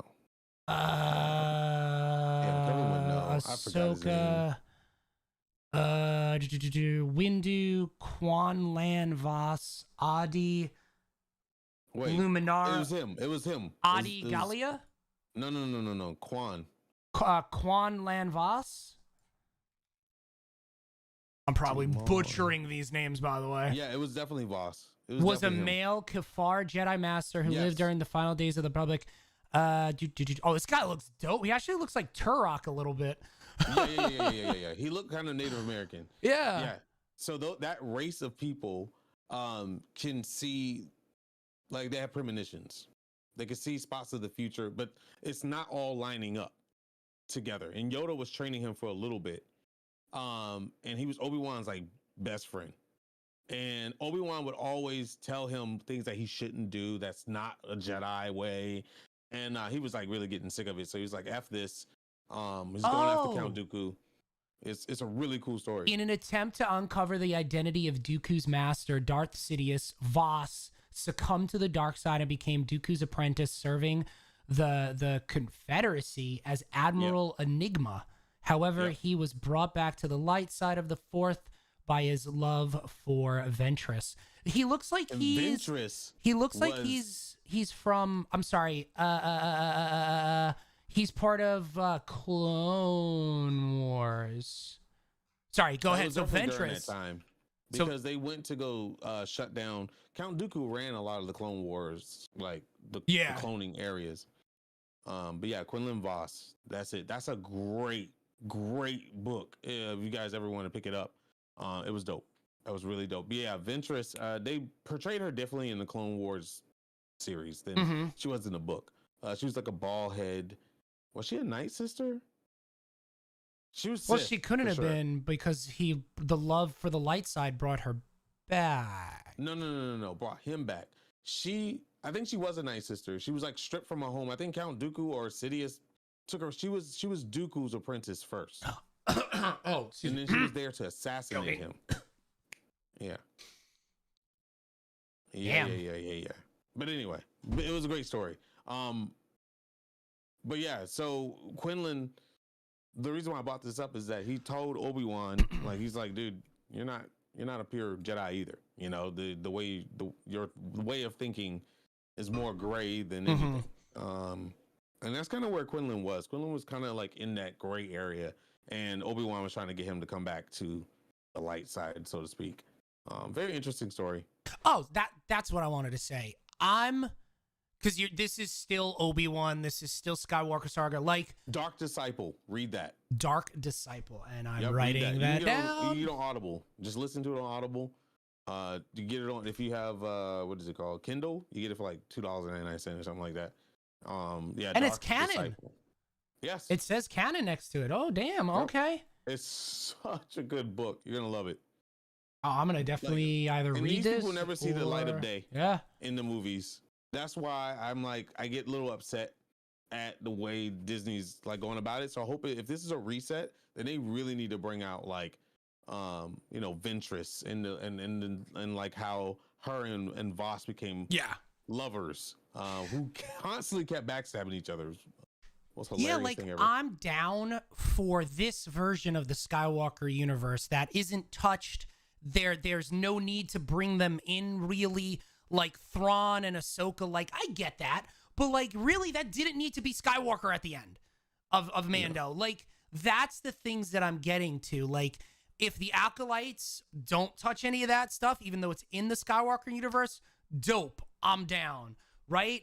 I'm cool with those type of things. Even the Book of Boba Fett, as long as I don't have to hear or see about, or I don't care about hearing, but seeing something to do with Han Solo or seeing something to do with Leia or Luke, like I'm down for it. I'm, as much as they're beloved characters, right?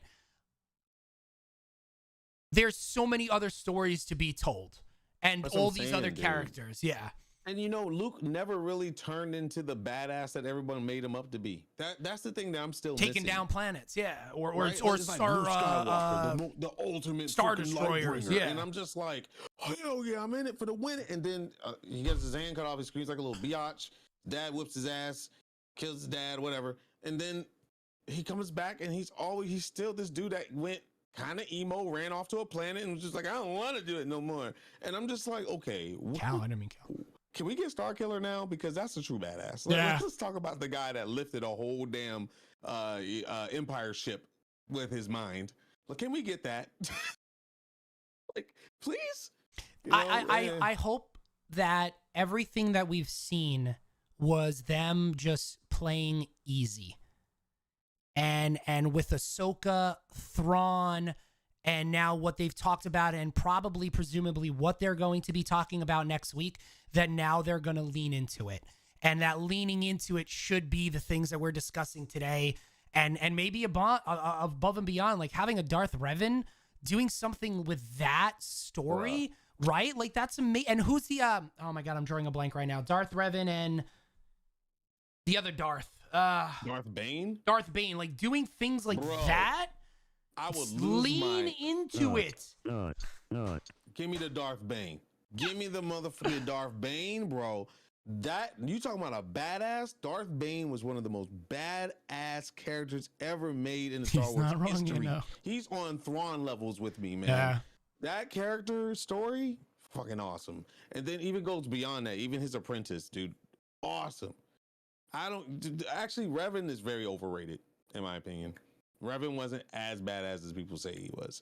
Because let me tell you, there's a more badass out there. And that dude took down a whole planet when he was 13 years old. Jesus. So he goes by many names because he perfected the art of throwing his soul into another body. Okay, like, so wild stuff, man. So wait, he went by many names. What was his name? Vicious, Venice. Who came first? Was it Revan or Bane? It was Revan, right? Revan? Was it Revan or Revan? Revan. No, it wasn't Revan. I don't think. No, because didn't Bane I think come okay, from so the Bane is the creator of teaching Rule of Two. of Revan? So, huh? Didn't he model his Yes. thoughts Revan from came Revan? first, 'cause Yeah, Bane, okay. Bane did. The reason why Bane exists is because he read the books of Revan. That's what it was. Okay, yeah. But it was the books of Revan as a Sith. Yeah. Not a Jedi. Well, it was Gray Sith. Gray Sith. Okay. It was in between the transition because Revan was saying how broken the Sith system is. It's just all these Sith running around and they're competing with each other, killing each other. They're not really making any progress. And Bane started researching Revan's Rule of Two and made his own version of the Rule of Two, where it should be a master and an apprentice only. That apprentice's whole life story being should be to overtake the master and become the new master. Yeah. That's the whole point of it. And that way the bloodline of the Sith stays strong. It's not tainted by competition. It's all about pure being a Sith. But yeah, Revan was first. But dude, oh my God, bro. What was the first the first most powerful Sith name that beat Revan? Yeah, Bane worshipped Revan's teaching. Every time he changes. Kevin and Tim, we gotta have a geek episode together and talk about everything. Oh my God! But that guy is the guy that took the whole planet. He absorbed the life force from the planet. He brought all the other Sith leaders to that planet. Darth Malik? No, not Darth Malik. This guy is ancient. He's old. He's like one of the oldest Sith, but he can like put his soul into another person's body, take over their mind. That's Darth on the Bane tip of my tongue too. I know that. I He's remember in that. Old Republic video game too. Hold on, I can tell you. I can tell you one of his recent names. I know we already said Darth Malik. Old Republic. Hold on. Not a lot of Sith I know we went way therapists off out there. Comics, but I mean, it's still comics. Technically, it's books. It's we're not just about comics, right? So, Nihilius. I have no idea how to pronounce that. Damn it. It's the what is it called? What was that? No, it's no, not that person. I know exactly what you're talking about. Hold on a second. Darth. Let's see. What is the game? Star Wars. Old Republic.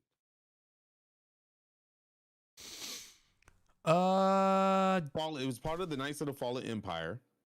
Let's see. Wait, you're talking about when he was beaten as a Jedi or when he was beaten as a Sith? Hold on, I got his name. Hold on, let me see. Knights of the Fallen Empire, I believe. Yeah, he's the one that had two sons. They were twins. Emperor of Valkorion. He went by that name at one point. I think it's Valkorion or something like that. Revan fought this guy. As what, a Jedi or a... He's actually working. Revan worked for him when he was part of the Sith, when he's kind of brainwashed, because Revan was brainwashed to be a Sith. And in the Book of Revan, he actually lost to him. The only thing I'm finding is he fought and lost to Emperor Palpatine. Mm-mm.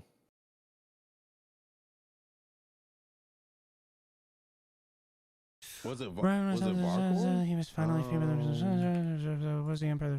The Emperor plans. This is oh my god. Hold on, I'll find it. I know the name is as soon as I see it. It was in the Book of Revan. Who killed Emperor Valkorion? Was it Valkorion? No. That's it. No, Vitiate. Arcan? Yes, that's it. Darth Vitiate. He had many names. He had so many different names, though. He was Vitiate. He ended up being Valkorion in the end.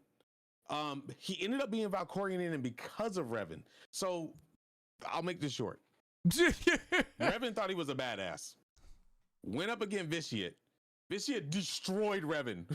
Like, with one move, obliterated him, destroyed his mind, was so interested in Revan because this Darth, yeah, he was with Darth Plagueis. Okay. He didn't even have to lift a finger. He could enter your mind and know everything. So he was very interested in Revan. Revan, like, really, really interested. So he trapped Revan instead of obliterating the rest of him.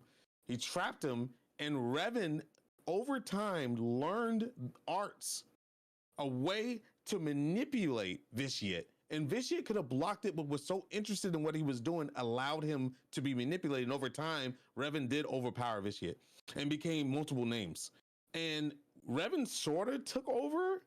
And that's where those two sons came from, the twins and all that stuff. That story was wild because, I went into this book saying, Revan's the shit. I love Revan. And then Revan got manhandled. That's just awesome. Completely destroyed. So I got really interested in finding out, why did Revan just get obliterated like that? And then I did research on this guy.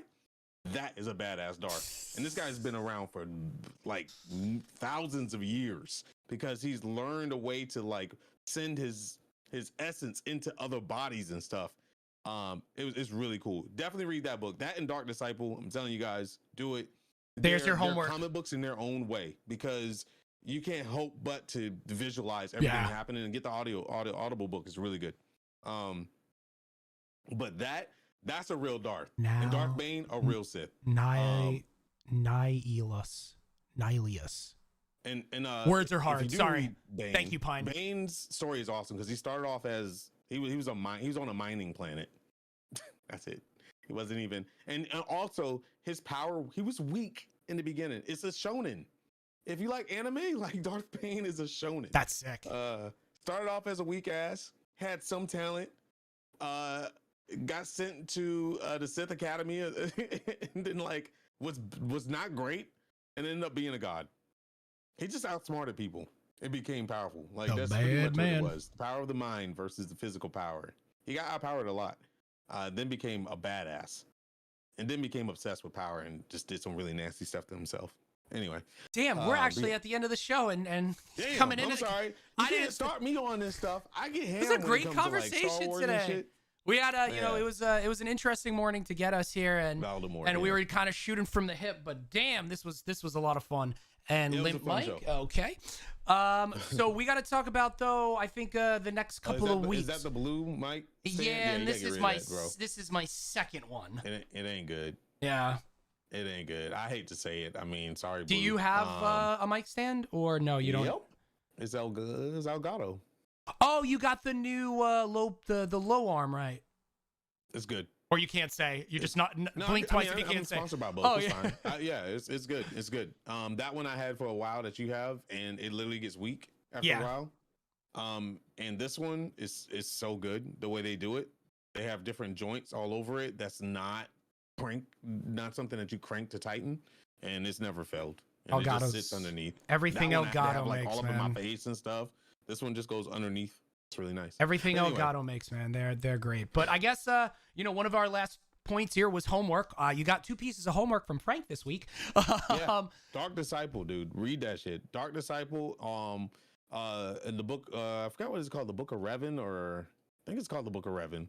And then read about Darth Bane. Either one of those any of those stories. If you do Darth Bane, I would do Revan first, Darth Bane, because you get into Darth.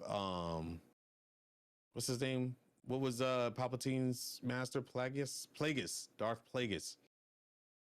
You'll end up finding out where Darth Plagueis comes from, and you'll end up finding out why Palpatine is the way he is. All that stuff makes sense because Darth Plagueis was one of the people that hated the ruler too. He wanted to populate the world with Sith, and that's the reason why Palpatine ended his ass. But anyway, because Palpatine was like, Bane is the true hero. Nope. Very fun stuff. Or watch Eternals and tell us what you think. No spoilers, but tell us what you think. And yeah, I'd rather hear from you than apparently critics at this point. So yeah. Please tell me. I know one of my friends actually already have seen it twice. So wow. Okay. One of my friends saw it Thursday night, and then he went back Friday night, and shit. He said, you know, I had no expectations going into this, and was it perfect? No, but it was good. It was a good time. And yeah, he said it was a really good MCU film. One of my friends, and I said it before too, and I need to talk to him about it more because I want to know exactly why he said that. Is he kind of he kind of wish it wasn't an MCU film. Like it was like a standalone. I need to know why he said that. Saw it last night. It's amazing. Lars. Maybe since it could have maybe more development around the world of Eternals. Maybe. I mean, Eternals can be its own thing. True. You know, like not away from MCU, but Eternals could have its own series, which I think they're gonna try to do. Yeah. So yeah. As far as the next couple of weeks go, chat. Next week is gonna be a fun one, and if you have questions for us, I'm sure Frank is gonna be going live here shortly afterwards on his channel. I'll be live again Monday morning, but we are actually interviewing Mark Thompson. He's a voice actor. He's a dad. He's a narrator. We're interviewing Mark Thompson? Hold the fucking phone. Wait a second. Did you not know? I knew, but I never. Mark Thompson, fucking Thrawn. Mark Thompson. Mark Thompson, actor, voiceover, Star Wars narrator, Star Wars fan, Christian, husband, father, goofball. So okay, so guys, I get lists of things. I'm really busy. Like I'm super busy, bro. I'm hell of a fan. Like, oh, this is not gonna be good. Someone clip that, please. Oh my God! When is this Tuesday? Oh my God! Yeah. So it is going to be. It is going to be a recording.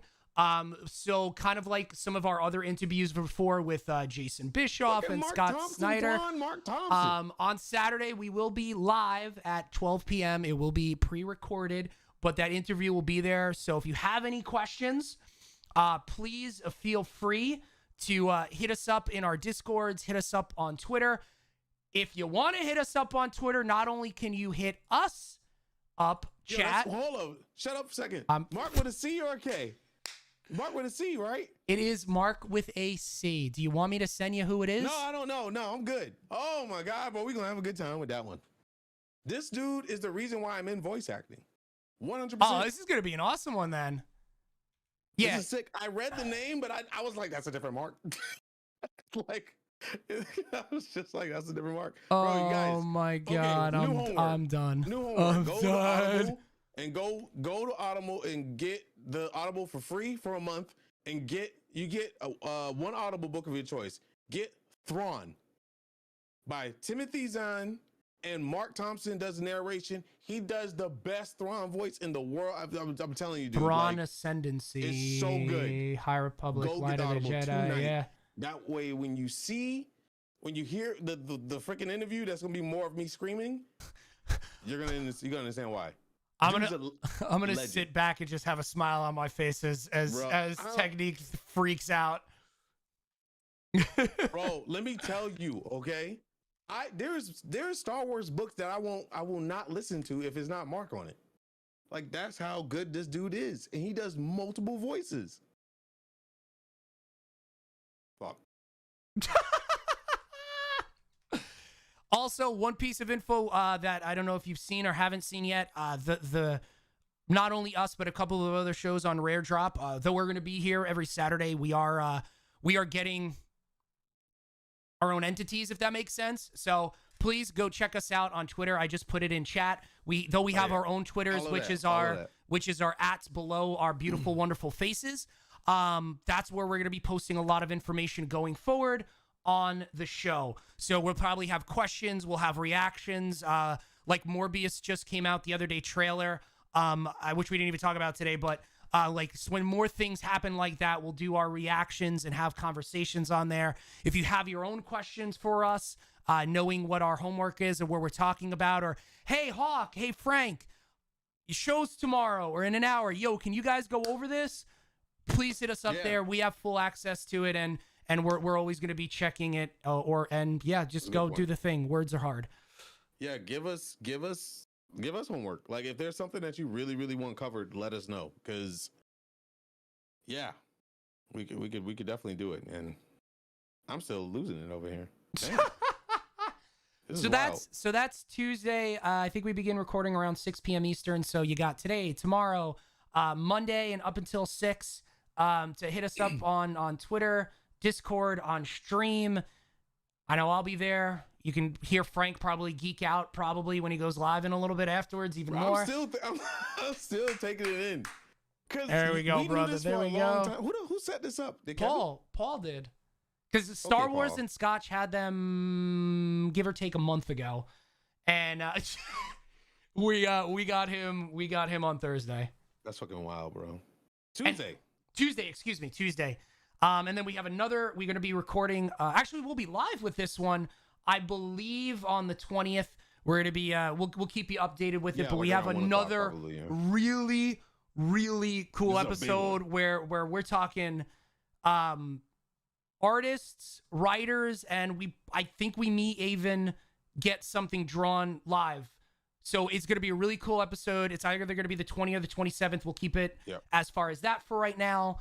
And these people have done TV, animation, books that you've read. Like the big Marvel, huge. DC, and Star Wars books. Yeah, some of your favorite comic books. Paul is getting a raise. Yeah, and a bunch of much more. We don't want to give everything away yet, but it's been a wild couple of months on the personal side of things. Just to take one more second here. I mean, this is something I've always wanted to do. Streaming is fantastic, but being able to have a microphone and talk about this stuff, and I know I was in the video game industry, meeting all these studios, but like this part of it, interviewing Scott Snyder, even though Jason was a friend of mine, Mark, and now a couple of these other people, this is a dream. So thank you. I know I've said it for you, Frank, but thank you for this, and of course Rare Drop for giving us the platform as well. So you know, you're a dream come true, man. The 36-year-old and the 12-year-old me, yeah. You know. Anyway, also not get getting a raise. We're late. All right, everybody. Enjoy the rest of your weekend. Don't eat all the Halloween candy if you haven't already. Check me out, Nighthawk Plays on Twitch, Facebook, Twitter, Instagram, TikTok. Frank as well. He'll be probably going live shortly after this, playing some more New World, I guess. Lost Ark. There you go. And then Guardians of the Galaxy. Oh, how far are you into that? Not far. I just left the Kree babe. Okay. I guess then in 2 weeks. I guess in 2 weeks, once we're live again, I have to ask you a question about something. So hopefully you beat it by then. So yeah, all right. I should be able to beat it by next week. No, I mean next weekend, so it'll be after the show. Well, we're not having a show technically. Like anyway, you know what I mean. I know. Yeah. All right, boys and girls, we will see you next time. Once again, questions, comments, you know where to hit us. And we'll see you then, chat. Bye. Peace.